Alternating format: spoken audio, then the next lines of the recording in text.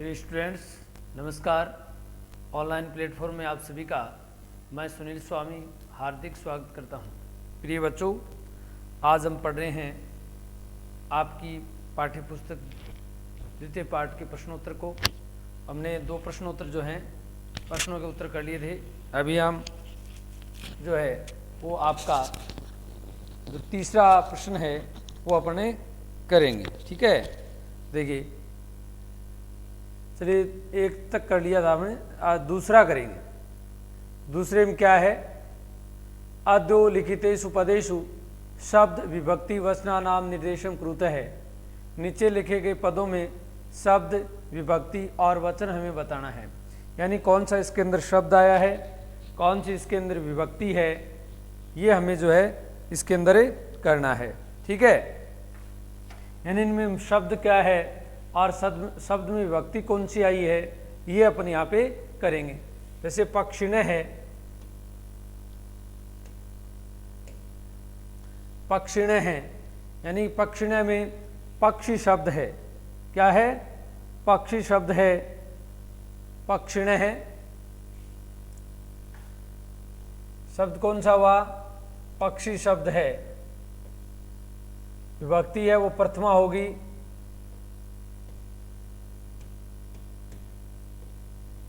और पक्षिण है बहुवचनम होगा।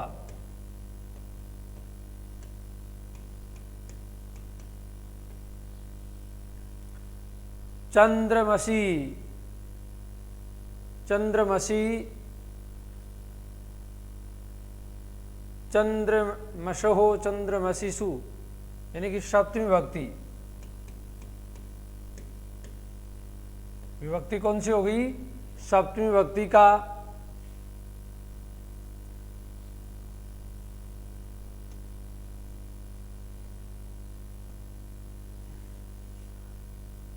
चंद्रमसी ही, इसका जो मूल शब्द है वो हो गया चंद्रमश।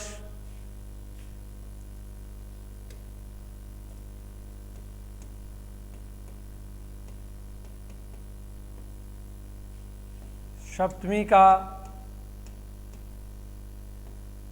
एक वचनम,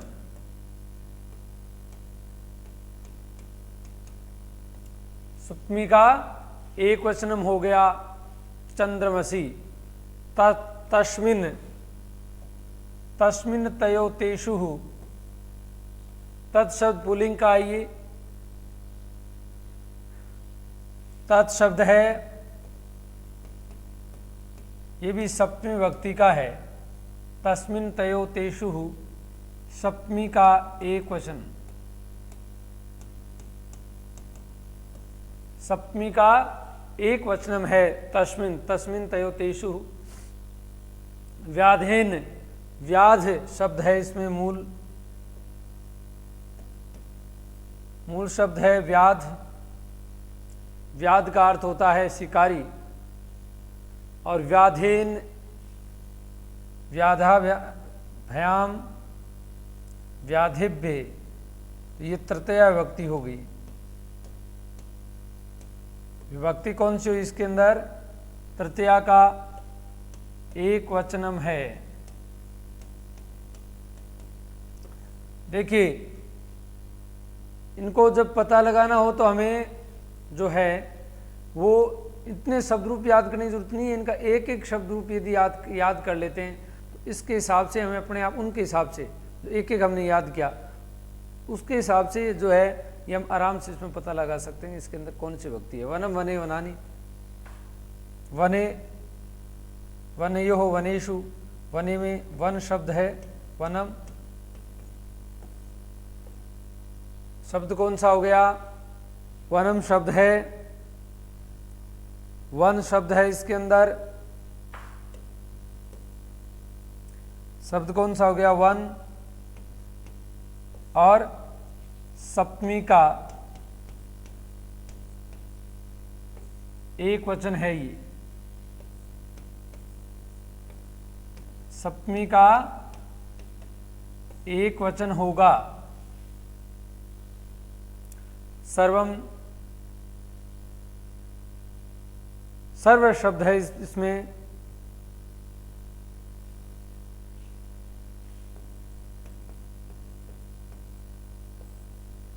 प्रथमा विभक्ति है और सर्वम यानी सब आगे, तो इसका मतलब ये वचन कौन सा हो गया?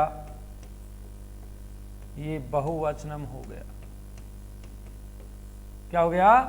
बहुवचनम हो गया। तो ये है आपके दूसरे प्रश्न के उत्तर इस प्रकार से होंगे। तो आप इनको नोट कर लें। मैंने आपको पहले ही बोला था शुरुआत में कि अपनी पाठ्य पुस्तक लेके बैठा करो, अपने अभ्यास पुस्तिका और पेन लेके बैठा करो, ताकि जो आपको करवाया जाए, बताया जाए, उसको आप तुरंत कर लो। क्योंकि मैं यहाँ पे आपको आराम से बढ़िया तरीके से लिख के देता हूँ, ताकि आप लिख भी सकते हो साथ साथ में। ठीक है, ये नहीं कि इनका अलग से आपको लिख देने की जरूरत नहीं पड़ेगी, इसके नोट्स की आपको बिल्कुल जरूरत नहीं पड़ेगी, क्योंकि मैं आपको यहीं से करके दे रहा हूँ। जब पाठ का अर्थ आता है तो भी मैं आपको आराम से जो है पाठ का अर्थ बताता हूँ, 5-6 बार बताता हूँ, लिख के भी बताता हूँ, तो वहाँ भी कोई ज़रूरत नहीं पड़ती। ठीक है, इसको आप लिख लें। चलिए आगे बढ़ते हैं। अगला प्रश्न है आपका, निम्नलिखितेषु शब्देषु संधि नाम निदेश सहितम संधि विच्छेदम प्रतिदेशत। वैसे अपने संधि विच्छेद की थी पहले, लेकिन अभी इनके अंदर हमें नाम संधि विच्छेद क्या होगा वो भी हमें यहाँ पर करना है। ठीक है, चलिए पहला है कुतोऽत्र। मैंने संधि विच्छेद किया था जब पाठ पढ़ाया था। क्या किया था इसके अंदर? कुतः धन अत्र। इसमें कौन सी संधि होनी चाहिए?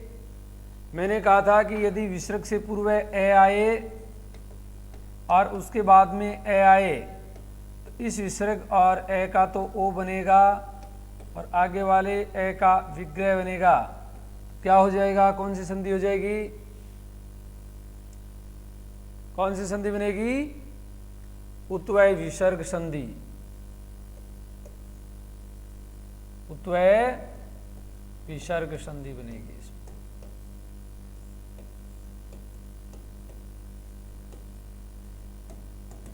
संधि कौन सी बनी?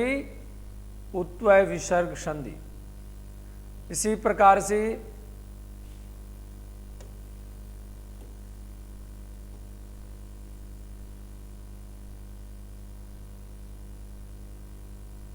यदि हम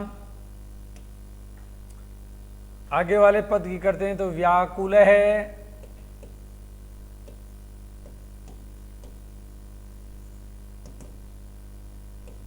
चलित है। जब इसका संधि विच्छेद करते हैं तो यहाँ पे विसर्ग के बाद में च आ गया है।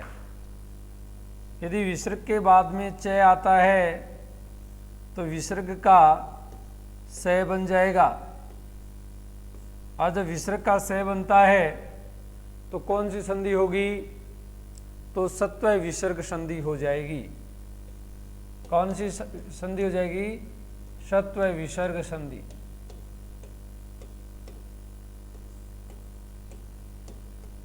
जैसा कि आपने संधि प्रकरण के अंदर पढ़ा है।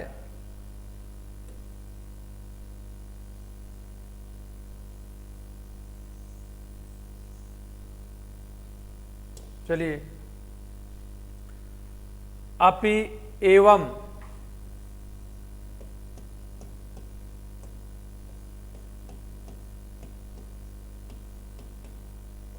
अब देखिए, ई के बाद में असमान स्वर आया है। यदि ई, ऊ, री और रे के बाद में असमान स्वर आता है तो ई का ये बनता है, ऊ का वह बनता है, री का रे बनता है, अलरी का लय बनता है। तब संधि कौन सी होती है? तब यण संधि हो जाती है। तो इसमें संधि कौन सी हो गई? इसमें यण संधि हो गई। कौन सी संधि हो गई? यण संधि। तो इसके अंदर यण संधि का जो है आगमन हुआ है। प्रतिकार है, चिंत्यताम।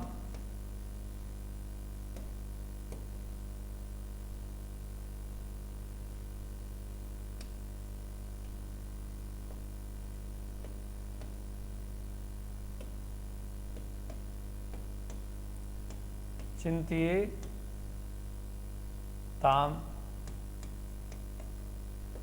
वही जो व्याकुल में है संधि हो जाएगी, षत्व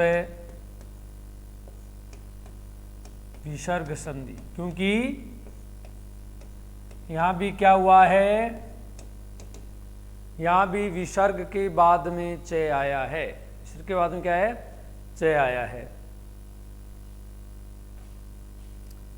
सर्वे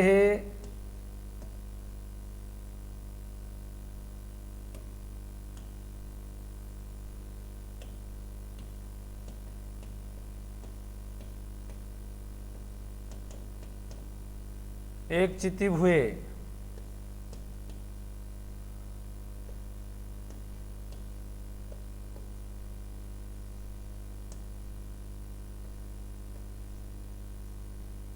इसमें देखिए विसर्ग का रे बन गया है, और जहां विसर्ग का रे बनता है तो वहां पर रुत्व विसर्ग संधि हो जाती है।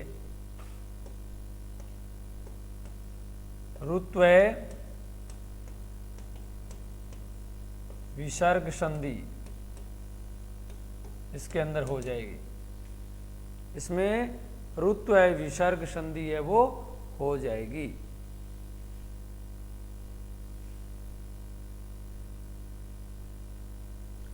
आगे वाले के अंदर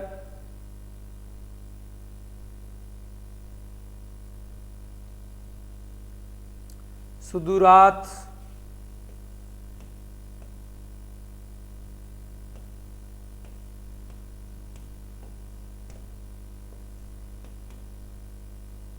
जालम जाल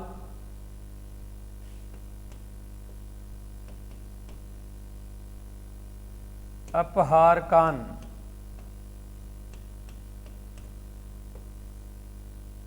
अपहार कान हो गया। इसमें दो संधियां होगी व्यंजन की, एक तो जसत्व संधि है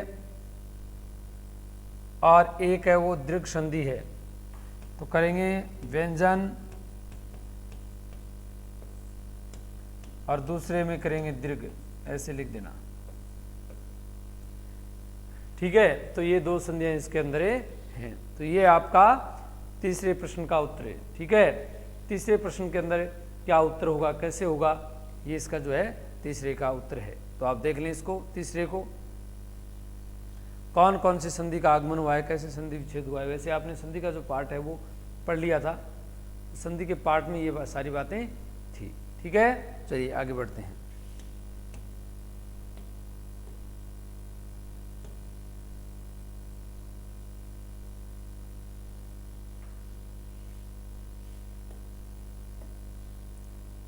अनिष्ट आद्यस्नेषु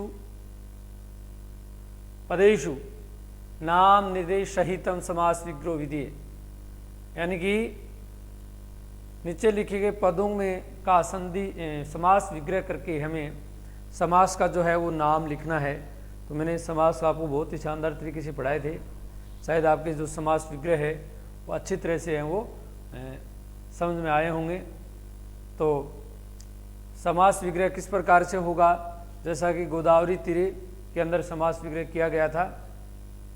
गोदावर्याः तीरे, गोदावरी के किनारे, यानी दो पदों के बीच में जो है वो विभक्ति का लोप हो गया था, और दो पदों के बीच में जब विभक्ति का लोप होता है तो कौन सा समास होता है, तो तत्पुरुष समास है वो होता है। और यहाँ पे तत्पुरुष समास कैसे हुआ, तत्पुरुष तो हो गया क्योंकि यहाँ पर विभक्ति का लोप हो गया, और कौन सी विभक्ति का लोप हो गया, षष्ठी विभक्ति का लोप हो गया। एक बात ये, और जब षष्ठी विभक्ति का लोप हो गया तो यहाँ पर समास कौन सा होगा, षष्ठी तत्पुरुष समास है वो होगा। कौन सा समास होगा, षष्ठी तत्पुरुष समास होगा। इसी प्रकार से जो है वो आपका जो अगला शब्द है, पद है, वो है अनिष्ट दर्शनम। तो अनिष्ट दर्शन के अंदर कौन सा समास होगा, दर्शन कैसे हैं, दर्शन है वो अनिष्ट हैं, अनिष्ट दर्शन हैं, अशुभ दर्शन हैं। तो दर्शन कैसे हैं, अनिष्ट हैं। यानी पहला पद है वो दूसरे पद की क्या बता रहा है, विशेषता बता रहा है। और जब पहला पद दूसरे पद की विशेषता बताता है, विशेषण और विशेष्य का समास वेश होता है, उस समय जो समास है वो कौन सा होता है, कर्मधारय समास होता है। जैसा कि मैंने आपको जब पढ़ाया था तब मैंने बताया था कि कौन से समास की कौन सी विशेषता होती है। ठीक है, तो इसमें अनिष्ट दर्शनम में अनिष्ट दर्शन हो गए। दर्शन कैसे अनिष्ट हैं, तो पहला पद है वो दूसरे पद की है वो विशेषता बताता है। पहला पद विशेषण है और दूसरा पद है वो विशेष्य है। तो ऐसी स्थिति में कर्मधारय समास है वो होगा। अनिष्टम च तत्दर्शनम समास विग्रह हो जाएगा। अनिष्टम च तत् दर्शनम च तत् दर्शनम, अनिष्ट हैं जिनके दर्शन। समास कौन सा हो गया, कर्मधारय समास हो गया।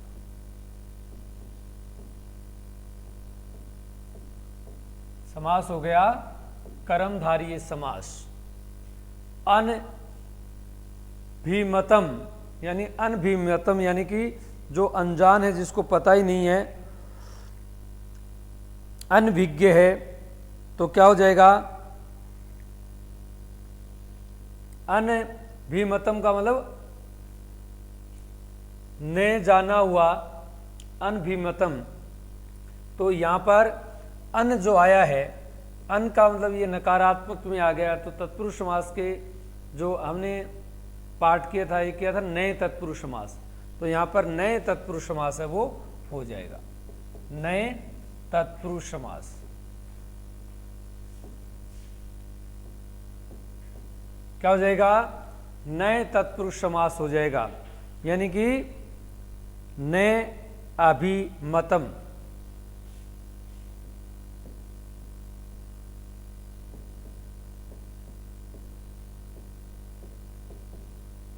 तो समास कौन सा हुआ, नए तत्पुरुष समास है वो इसमें हो गया।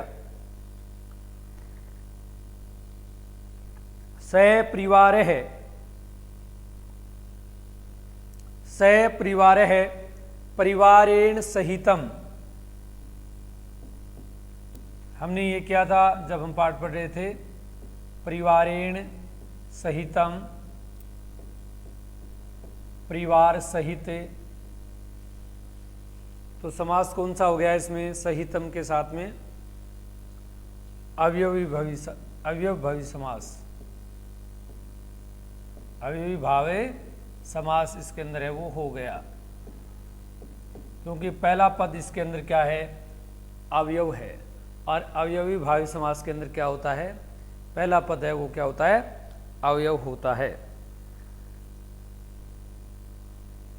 क्या होता है,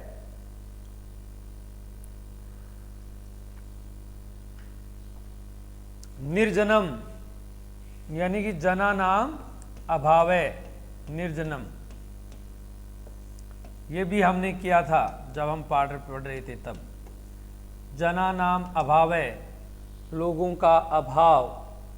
तो निर उपसर्ग जो आया है, अवयव आया है, इसलिए ये समास कौन सा हो जाएगा, अवयवी भावे समास इसके अंदर हो जाएगा।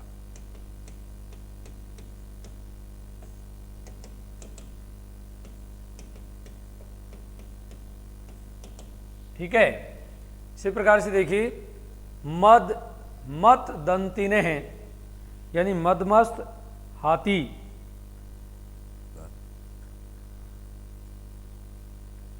हाथी कैसा है, मत वाला है। मता चैते दंतिने हैं,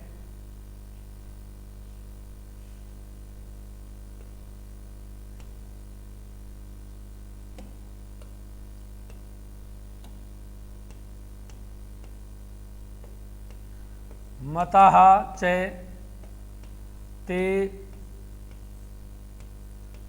दंतिनः।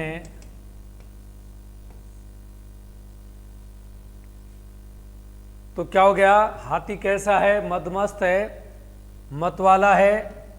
तो यानी पहला पद है वो दूसरे पद की विशेषता बता रहा है, इसलिए समास कौन सा हो जाएगा, कर्मधारय समास है वो इसके अंदर हो जाएगा।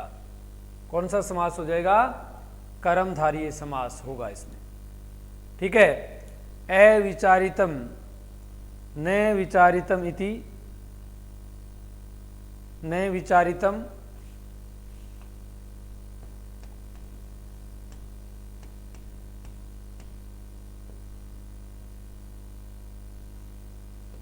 तो नए तत्पुरुष समास है इसके अंदर हो गया। कौन सा हो गया? नए तत्पुरुष समास है वो इसे प्रश्न के अंदर हो गया। तो ये आपका चौथा प्रश्न किस प्रकार से होगा। ठीक है, इसको आप देख लें, नोट कर लें, स्क्रीनशॉट लेके भी आप इसको उतार सकते हैं। चलिए आगे बढ़ते हैं। निम्नलिखितेषु शब्देषु प्रकृति प्रत्यय च विवेच्यताम्। प्रकृति प्रत्यय की विवेचना करनी है। जैसे कि प्रबुद्ध है, प्रबुद्ध के अंदर प्रय उपसर्ग लगा हुआ था, बुद्ध शब्द है मुख्य और कत प्रत्यय लगा हुआ है, प्रबुद्ध यानी कि जागा। तो इसी प्रकार से हमें जो है इन शब्दों में भी कौन सा प्रत्यय आया है ये हमें बताना है। ठीक है, चलिए सबसे पहले है जातम, कि जातम में जो है वो कौन सा प्रत्यय आया है, कौन सा इसमें मूल शब्द है। तो ये जन धातु से बना है। किससे बना है? जन धातु का, जिसका उत्पन्न होता है, और जन धातु के अंदर कत प्रत्यय लगा है। प्रत्यय कौन सा लगा है? कत प्रत्यय लगा है। जन धातु है और कत प्रत्यय, जिसका अर्थ हुआ है जातम यानी कि गया या हो गया, जातम। विक्रिय, वि उपसर्ग है, क्री धातु है और लैप प्रत्यय है। प्रत्यय कौन सा है? लैप प्रत्यय है, विक्रिय बन गया।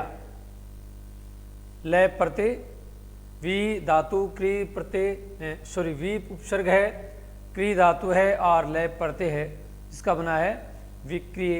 इसका अर्थ होता है बिछाकर, अर्थ होता है बिछाकर, नहीं सॉरी फैलाकर। उसने बीज विक्रिय के तंडुल कणान विक्रिय, फैला करके उन्हें जाल को फैलाया था।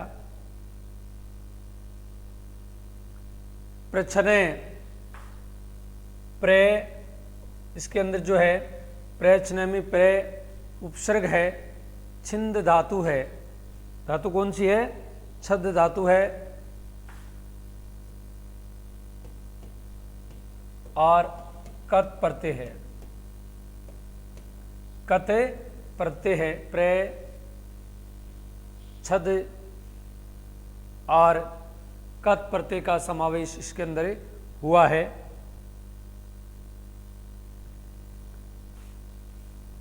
ईर्षि के अंदर ईर्ष्या शब्द है मूल और इनी प्रत्यय है। ईर्ष्य यानी ईर्ष्या करने वाला, ईर्ष्या करने वाला, ईर्षि हो गया। घृणा शब्द है और इनी प्रत्यय है, घृणी, घृणा करने वाला, घृणी हो गया, घृणा करने वाला। इसके अंदर भी घृणा शब्द है और इनी प्रत्यय है। तो इस प्रकार से ये बन गया घृणी। ठीक है, चलिए बढ़ते हैं अगले में। निम्नलिखित पदानाम प्रयोगम स्ववाक्य सुकृत। निम्नलिखित पदों का प्रयोग अपने वाक्यों में कीजिए। ये शब्द दिए गए हैं, इन शब्दों को लेकर के हमें वाक्य का जो है वो निर्माण करना है। यानी ये वाक्य से आगे आए, चाहे बीच में आए, चाहे अंत में आए, कहीं ना कहीं ये शब्द आने चाहिए और इन शब्दों को लेकर के ही हमें वाक्य का जो है वो निर्माण करना है। जैसे कि पहला है वायस है, पहला हमारा क्या है? वायस है। तो वायस का अर्थ कौवा। जैसे कि रात्रो बालका रात्रो पढ़ती, बालक रात को पढ़ते हैं, ये बनाया गया। तो वैसे ही कौवे को लेके बनाना है। तो वायस का अर्थ होता है कौवा। वायस है।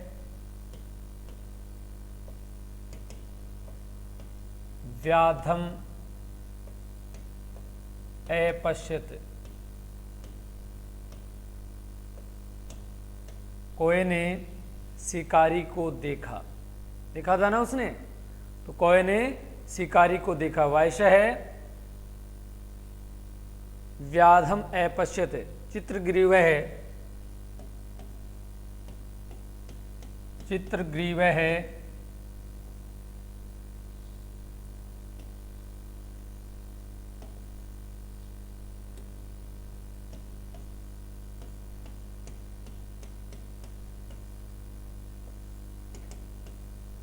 कपोतराज है,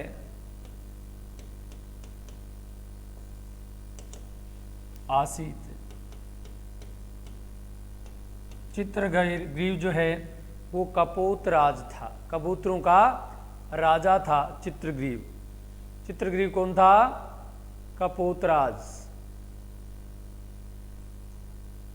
तो चित्रग्रीव है वो कबूतरों का राजा था। व्याध है प्रातः काले,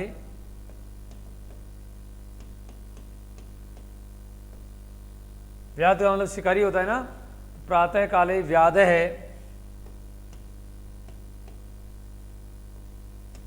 वनम आगच्छति,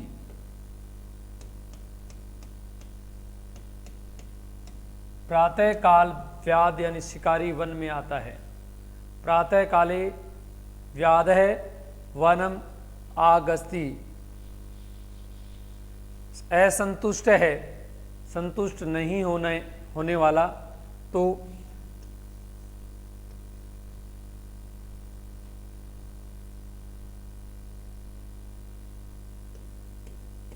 कपोत है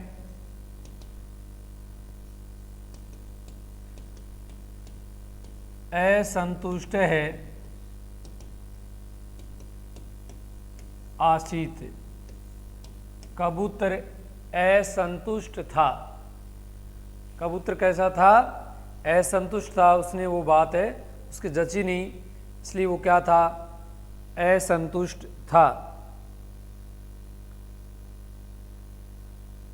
प्रतिकार है यानी उपाय, तो आगते विपतौ,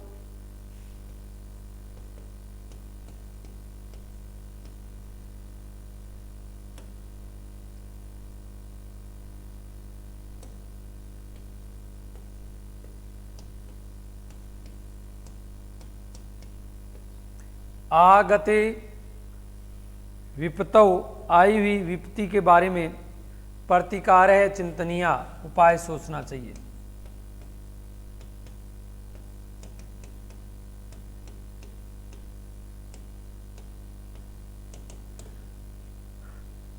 आगते विपतौ प्रतिकार है चिंतनीय, आई हुई विपत्ति का जो प्रतिकार है वो हमें सोचना चाहिए, विचार करना चाहिए। पक्षिण यानी पक्षी, पक्षिण है गगने उड्यते उड्यन्ते,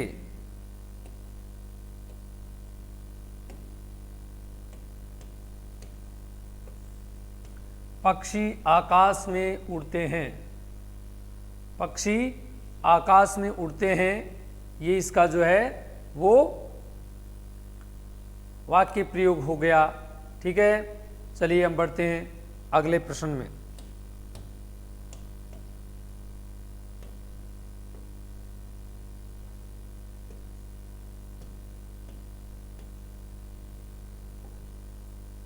सम्यक विभक्तिम संयोज्य कोष्ठगते पदे रिक्तस्थानं पूर्यते, जो कोष्टक दिया गया, रिक्तस्थान दिया गया है, उसमें जो है विभक्ति अच्छी, जो विभक्ति तरह से विभक्ति का हमें प्रयोग करना है, कौन सी विभक्ति इसके अंदर आनी चाहिए उसका हमें प्रयोग है वो करना है। सबसे पहले सालमली तरव पक्षिणे निवसन्ति, इसमें सेमल के पेड़ के नीचे पक्षी निवास करते थे। तो अवसानायाम व्यास प्रबुदय यानी रात्रि की समाप्ति पर, तो रात्रि की समाप्ति पर यानी कि यहाँ पर विभक्ति कौन सी आनी चाहिए?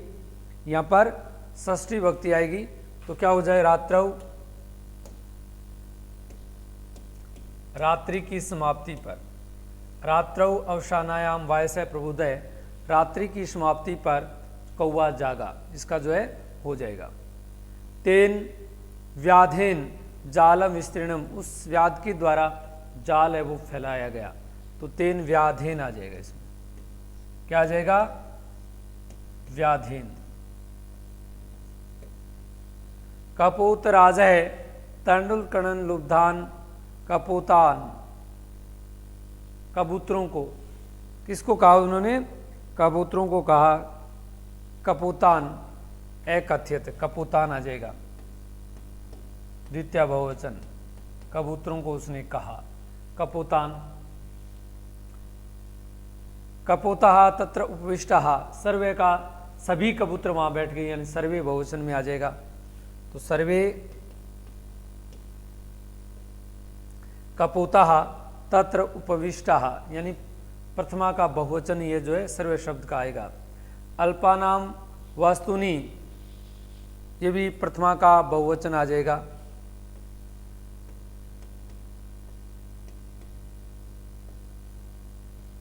सहति कार्य साधिका, यानी अल्प से अल्प वस्तु को के साथ से भी बड़े से बड़े कार्य में भी सफलता वो प्राप्त की जा सकती है। सह व्याधय जालम अपहारकान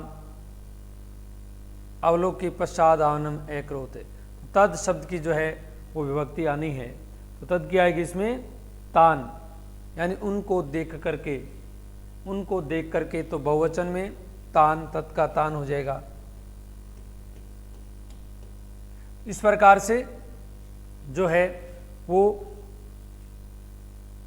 विभक्ति का प्रयोग होगा, रात्रो व्याधेन कपोतान सर्वे वस्तुनि तान, ठीक है।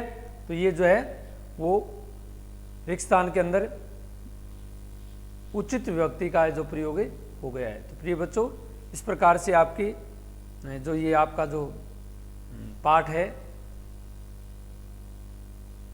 दूसरा पाठ, इसका अर्थ प्रश्नोत्तर हैं वो समाप्त होते हैं, संपन्न होते हैं। तो आप इनको अच्छी तरह से याद करें, अच्छे से काम करें और अपनी पढ़ाई को निरंतर रखें। तो अगली कक्षा में हम फिर से एक नए लेसन के साथ उपस्थित होंगे। तब तक अपनी सेहत का ध्यान रखिए और अपनी पढ़ाई को सुचारू रूप से जारी रखें। धन्यवाद।